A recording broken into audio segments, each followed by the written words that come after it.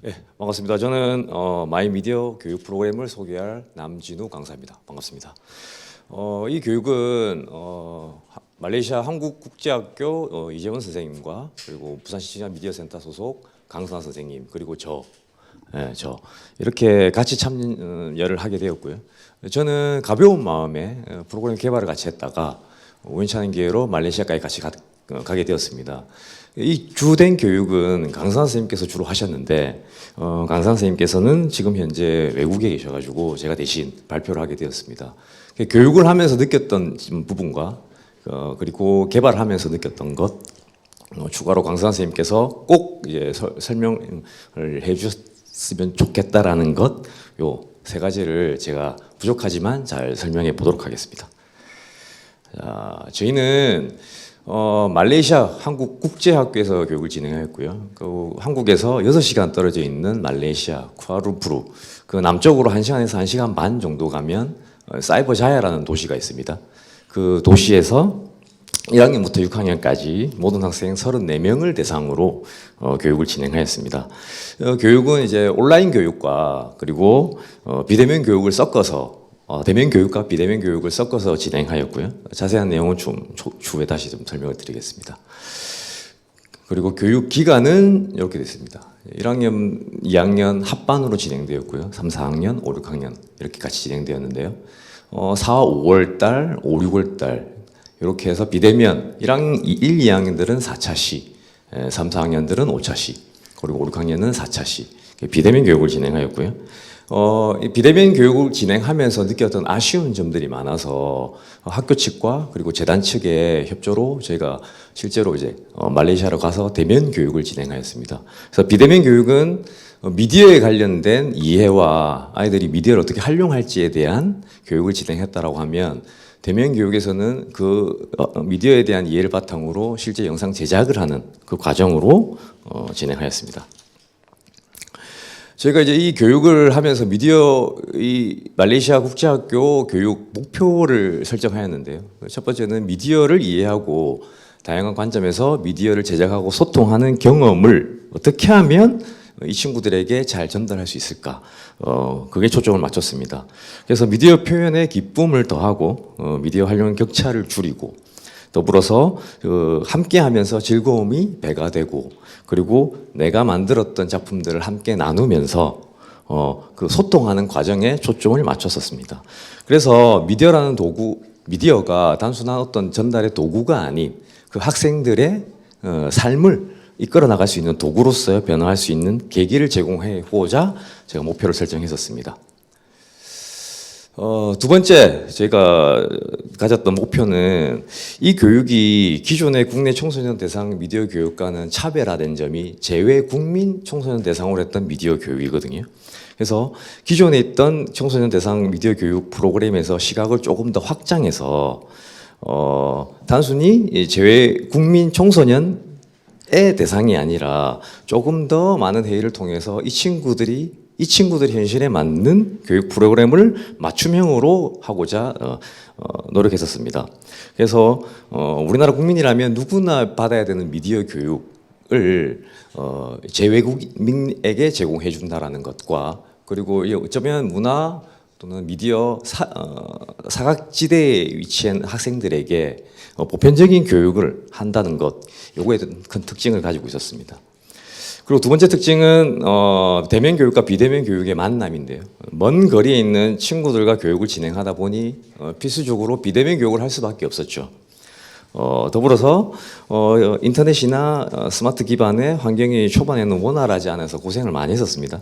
하지만 그 현지에 있는 학교 선생님들과 다양한 협력과 문제점 보완을 해가면서 어쩌면 이 교육이 비대면 교육의 장점을 극대화시켰던 경험이지 않나라는 생각을 해봅니다.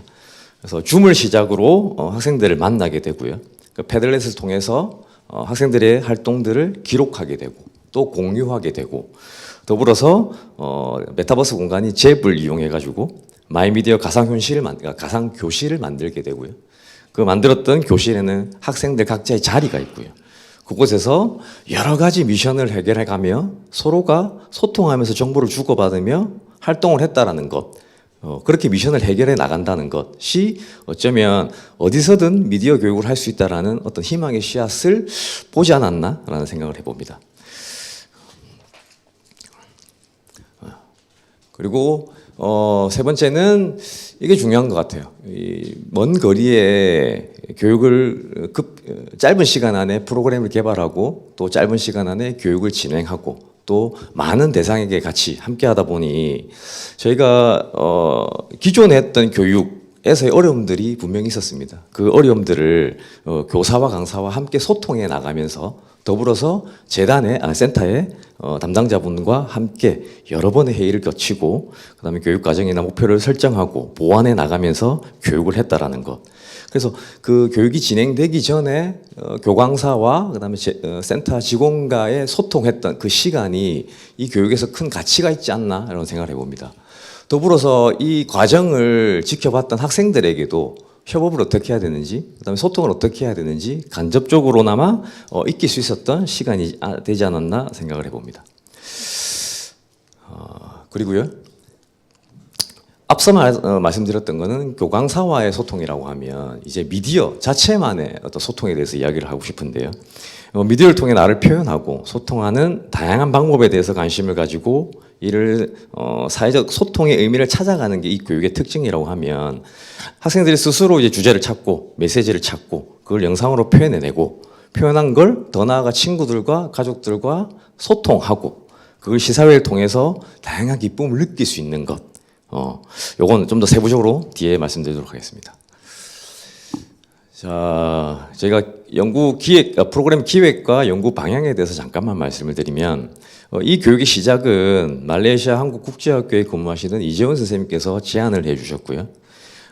제 외국민 청소년의 미디어 교육이 필요성의 인식으로 시작되었습니다.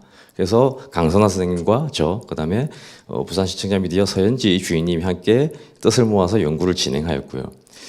아무래도 기존에 없던 사례다 보니 여러 가지 고민하면서 먼저 학생들의 특성과 상황을 반영하여 미디어 본질 의미를 이해하는 방향으로 연구를 했었습니다.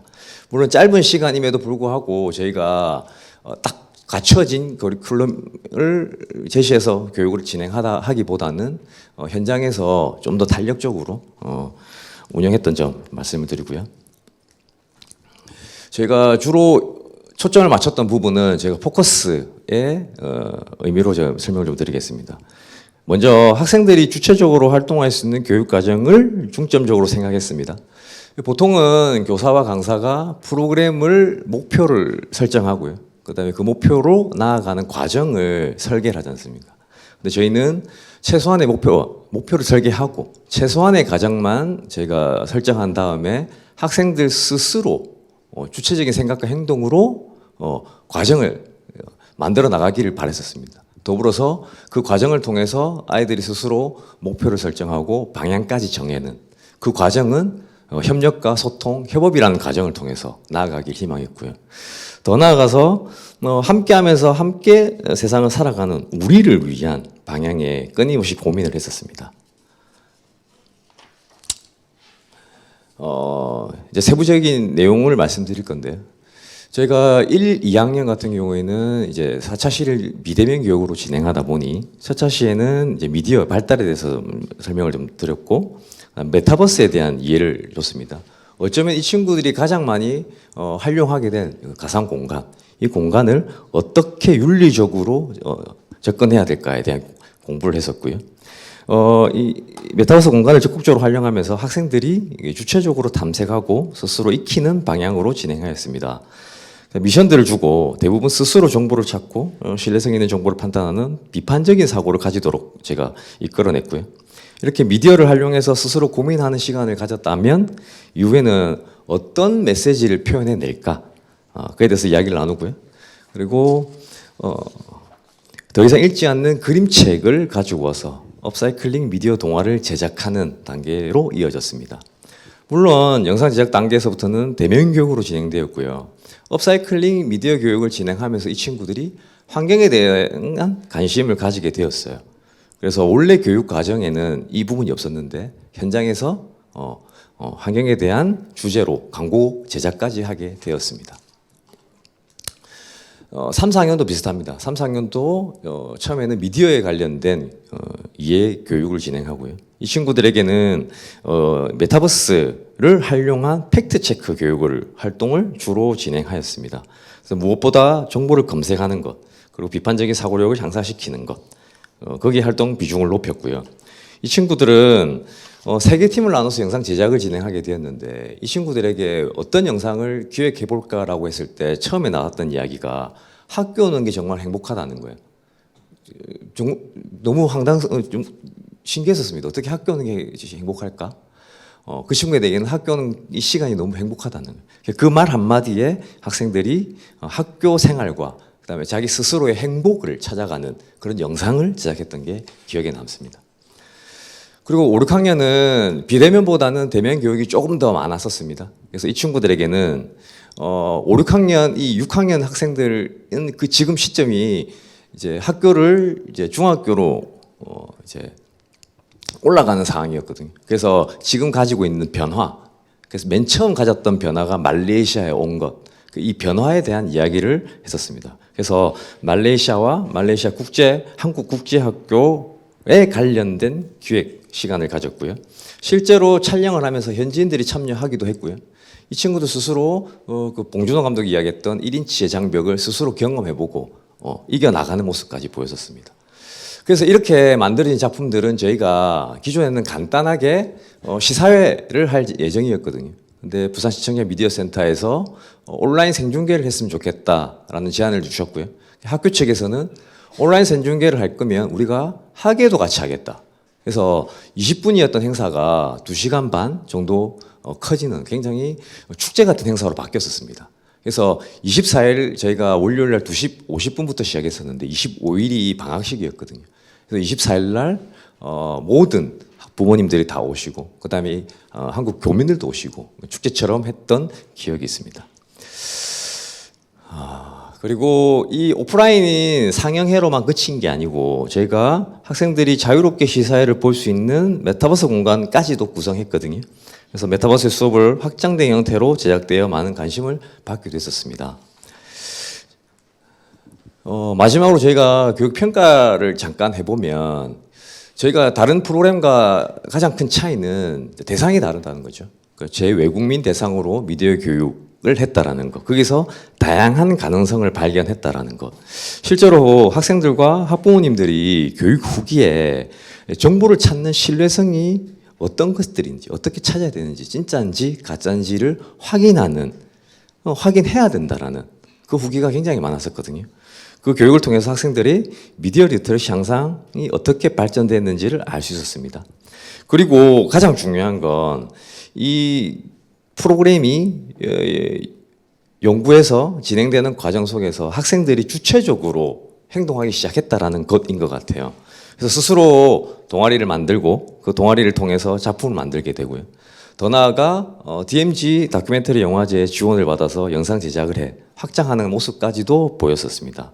그래서 단순히 학교 안이 아니라 학교를 넘어서 다양한 지역 연계 활동으로 이루어지고 있고 그 시작이 이 미디어 교육이었다는 데 큰 가치가 있다고 생각합니다. 또한 선생님들이 함께 하는 걸 보면서 어떻게 협동하는지 알겠어요 라고 말했던 친구들도 있고요. 그리고 교육을 위해서는 교사와 강사가 얼마나 협업과 소통이 필요한지 그 필요성에 대해서도 알 수 있는 교육이었습니다. 마지막으로 제가 연구 모임을 통해서 제외국민들을 대상으로 한 미디어 교육도 좀 더 확장시켜서 발전할 필요성이 있지 않나라는 가능성까지 내비치는 것 같습니다. 자, 교육 사례 발표는 여기서 마칠 거고요. 저는 미디어 교육 강사 남준우입니다. 감사합니다.